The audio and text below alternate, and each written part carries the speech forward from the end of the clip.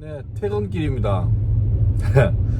그 퇴근하면서 방금 지금 대학 다니는 우리 아들하고 잠깐 통화를 했는데, 그 아들 다니는 대학도 이제 기독교 대학이라서 체프를 합니다. 체프를 하면 보통 이제 학교 근무하시는 교목들이 하지만 간혹 이제 외부 강사도 오잖아요.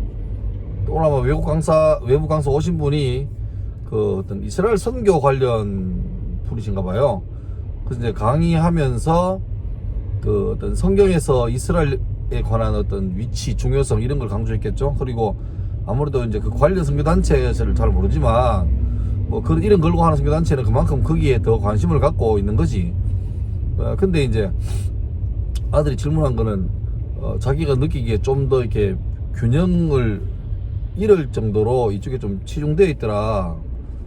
그래서 뭐 아빠가 또 목사니까 한번 물어보는 케이스인데, 뭐 저는 그 단체는 모릅니다. 모르고. 근데 말 나온 김에 그냥 그런 얘기를 좀 하고 싶네요. 그 기독교인들, 뭐 천주교인도 비슷할 거예요. 이렇게 성경을 보시는 분들은 약간 기본적으로 그 친유대인 경향이 있습니다. 그러니까 친이스라엘 경향. 왜냐하면 항상 이제 성경 말씀에서 볼 때 이제 구약이 이스라엘 역사가 뭐 큰 그거죠.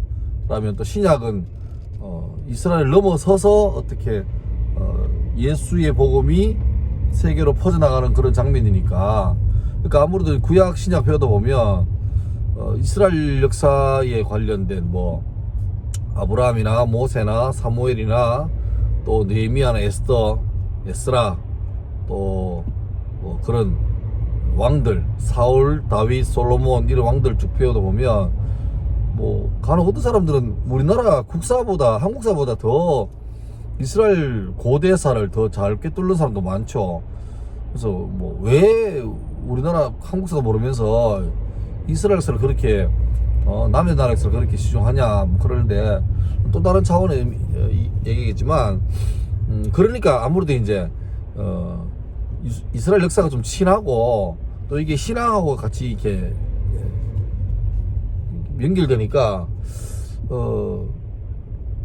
어떤 동질감, 동료의식이 있는 것 같아요. 그래서 지금 현재 이제 이스라엘이란 나라, 최근에 그 이스라엘하고 팔레스타인 그 하마스 간에 교전이 있었고, 그래서 이제 뭐 미사일 공격을 하고 또 뭐 아이언돔으로 맞고 또 전투기 가서 폭격하고 뭐 그러면서 사상자가 뭐 양측에서 뭐 200명이 넘게 나오는 그런 재앙도 있었지만, 그런 거 느끼면서 자꾸 이제 우리는 이스라엘 편을 좀 듭니다. 왠지 가까운 것 같고, 뭐 굳이 편을 이렇게 연결하자면 그 사람들은 육체적인 이스라엘 유대인들이고 또 우린 영적인 이스라엘이라 그러죠. 그러니까 아브라함의 자손 중에도 그 영적인 자손, 뭐 영적 DNA를 이어받았다 뭐 그렇게 하는데, 그러다 보니까 이제 아무래도 더 이스라엘 쪽에 마음이 가죠. 그리고 팔레스타인이 누굽니까? 팔레스타인은 성경에 나오는 블레셋입니다. 블레셋. 그러니까 블레셋 그러면 제일 유명한 사람이 누굽니까? 골리앗이죠. 골리앗. 그러니까 다윗과 골리앗 할 때 그 골리앗이 바로 블레셋 팔레스타인 사람들의 어떤 조상쯤 되는 사람이잖아요. 그러니까 우리는 이제 딱 다윗과 골리앗 그러면 딱 구도가 되는 거죠. 악의 세력, 그 다음에 뭐 믿음의 세력 이래 되는 거죠. 그러니까 왠지 그 팔레스타인에 관한 어떤 그 잔상 때문에 지금 팔레스타인 그러면 전부 다 악한 무리들, 이스라엘 공격하는 어떤 성경의 역사를 방해하는 회방꾼들 이렇게 생각하고, 이스라엘은 늘 이제 박해 중에도 믿음을 잃지 않는 우리 편 같은 생각하는데, 실제로 제가 2002년도 대학원 졸업할 때 이제 그 성지 답사할 기회가 있었는데, 그때 중동 지역, 그러니까 이스라엘, 시리아, 요르단, 터키, 이집트 5개 나라를 이렇게 다녔죠. 그때는 뭐 성지 순례가 아니고 정말 빡빡했습니다. 아침에 호텔에서 7시에 나가서 호텔에 막 8시, 9시 테스트로는, 그러니까 호텔 수영장을 거의 이용을 못했어요. 문 닫는 시간에 들어왔으니까. 그래서 마지막 하루는 호텔에게 부탁해서 일부러 우리 위해서 따로 좀 열어달라고 뭐 글을 찍어까지 했는데 하여튼 빡빡하게 했는데, 그때 우리를 가이드 하던 분 중에 한 분이 그 선교사였어요. 그러니까 우리 학교 선배기도 하지만 현지에서 선교사님으로서 하는 분인데, 전 그분 이름도 기억합니다. 뭐 밝힐 수 없지만. 근데 그분의 말씀 중에 참 와닿았던 게, 그러니까 충격이었던 게 뭐냐니까, 자기가 그 지역에 선교가 오는데 자기의 주 선교 대상은 유대인들이 아니라 팔레스타인 사람들이에요.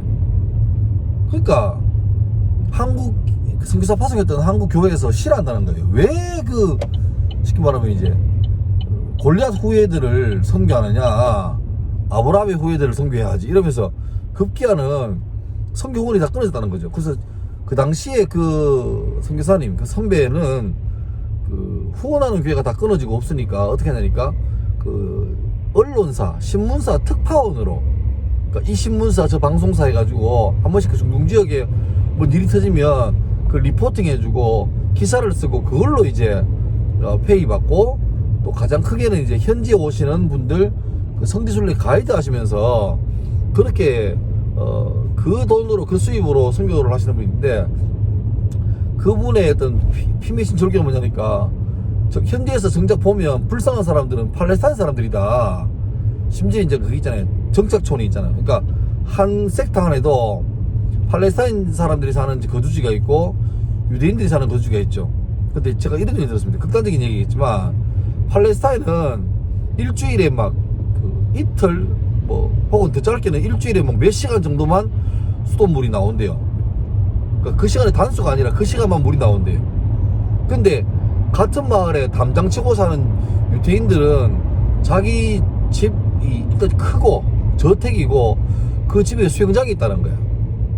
그러니까 너무 같은 동네인데 한쪽에는 일주일에 물이 고작 몇 시간 나오는 정말 피난촌 같은 그런 지역인데, 담장 하나 두고 사는 이쪽에는 수영장이 있고 물을 뭐 럭셔리하게 펑펑 쓰는 그런, 그러니까 거기에 태어난 팔레스타인 아이들이, 청소년들이, 청년들이 마음에 분노할 수밖에 없는 거지.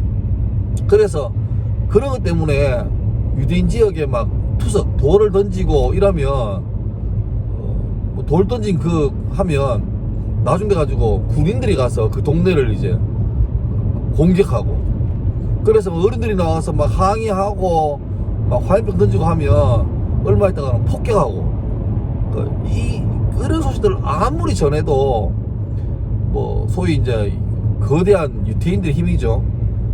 유태인들의 힘 때문에 언론도 그걸 세계적으로 이렇게 올바르게 방송 안 한다는 거예요. 그러니까 거기 있는 그 선교사님 선배님이 너무 그걸로 안타까워하면서 진짜 불쌍한 사람들, 팔레스타인 사람들이다 그렇게 말하는 걸 봤는데, 왜 이렇게 극단적인 일이 생기냐니까, 제가 볼 때는 첫 번째로 어떤 영적인 유대감이 있는 것 같고, 정작 유태인들은 전혀 인정하지 않죠. 우리만. 또 두 번째는 뭐냐니까, 그 마지막 때에 이스라엘이 어떤 그 유태인들이 민족적인 회심이 일어납니다. 그거는 성경에 기록된 내용이죠. 그러니까 늘 어떤 지구 역사의 바로미터 중에 하나가, 체크포인트 중에 하나가, 유태인들이 지금은 아직 유태인들이 예수님을 메시아로 인정 안 하고 있죠. 그리고 아직까지 그들은 구약에 살고 있고 메시아를 기다리고 있습니다. 예수님을 인정 안 하니까. 그래서 예수를 그냥 자기 나라 출신의 어떤 세계적인 사상가 정도 알고 있지, 그리고 신약도 인정 안 하고 있죠. 그런데 성경 보면 이 유태인들이 민족적으로 회개하고 회심하고 돌아올 것이다. 그것이 하나의 지구 어떤 역사의, 성경적인 구속 역사의 중요한 시금석이죠. 그래서 늘 유태인들의 어떤 상황들을 지켜봐야 할 필요성이 있습니다. 그리고 어쩌면 예수님의 재림을 앞당기는 길 중에 하나가 유대인들에게 적극적으로 복음을 전하고 선교해서 그들이 복음을 듣게 하고 노출되게 해서 이 예수께로 돌아가는 일. 그러니까 그런 일 하시는 분들은 거기에 거의 사명 걸고 하는 거죠. 그러니까 그들은 유태인 전도하는 게 목표니까. 그러니까 엄밀히 봐서는 유태인들에게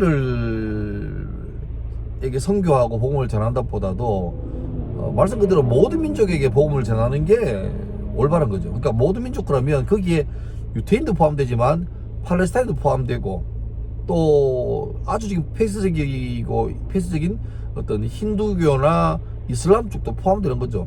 할 수 있는, 그러니까 전문 선교사들은 선교사의 사역에서, 또 전문인들, 엔지니어들 그 자리에서, 그리고 복음이 문이 닫힌 미셔너리가 입국이 안 되는 데는 또 다른 NGO나 어떤 그런 단체로 가서 그렇게 해서 할 수 있는 대로, 그러니까 복음전도가 원하는 지역에는 교회를 개척하고 신학교 사역을 하면서 수백 명, 수천 명씩 전도하는 게 있지만, 어떤 지역에는 평생을 걸쳐 선교해도 선교사라는 신분 자체를 오픈을 못하니까 평생을 해도 한 사람도 못하는 선교사도 있습니다.